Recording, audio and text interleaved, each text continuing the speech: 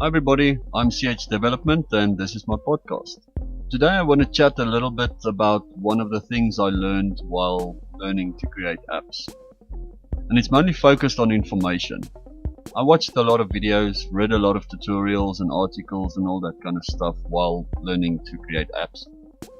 And one thing I realized is it's interesting to get tips and information from other sources. But at the end of the day, you need to take that information and make it your own. So think about the tips you get or the articles you read and expand on it. Think of how you can tweak it around and play around with it to see if it works better if you do it a different way. So don't just take everything at face value and expect it to work exactly as it was explained, because at the end of the day everybody's experience is different. So you need to take that information, play around with it and get your own conclusion with the results, thus making the information your own.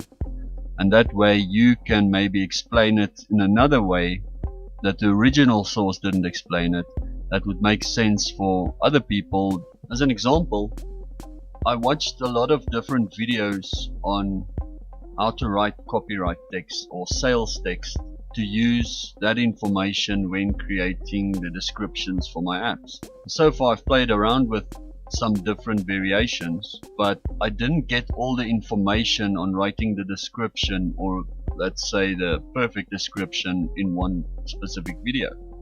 I had to go through a lot of videos and take bits of information from each one and put it together and form my own theory of what might work and what might not. So it's in that sense that you have to take all the information you get, good or bad, and play around with it, thus making it your own. I hope this was informative. If you have any comments, you're welcome to leave them down below.